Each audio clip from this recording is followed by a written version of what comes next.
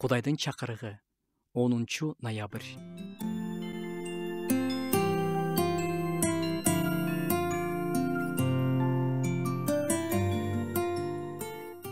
Биздин ичибизде күчү менен аракеттенип жаткан, сураганыбыздан да же ойлогонубуздан да артык кыла турган Кудай.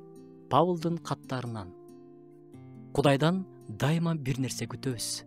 Ага сыйынабыз, үмүттөнөбүз, сурайбыз. Кай бир учурларда Кудайды өзүбүздүн түшүнүгүбүз жеткен өлчөм менен чектеп коебуз. Кудай мага бир аз жардам берип койсо жакшы болот эле дейбиз. Бирок Кудай бир аз жардам бербейт. Ал дайыма жакшыны бергиси келет. Ал көп, мол, терең, сонун деген өлчөмдөр менен өлчөйт. Биз аны элестете да албайбыз. Кудай биз сураганыбыздан да көп бергиси келет. Ыбрайым уул сурады эле, Кудай ага элди берди. Ыбрайымды көп элдердин атасы кылып койду. Ал элден Ыйса Машаяк келди.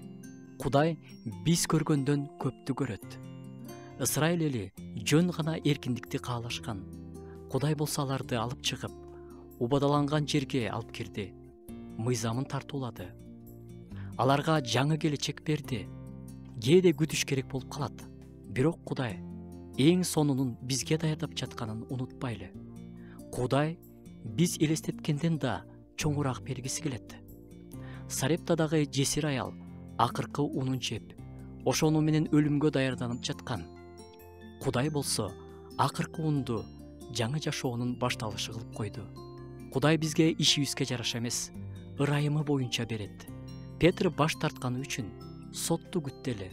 Кудай ага кечирим жана жаңы кызмат тапшырды.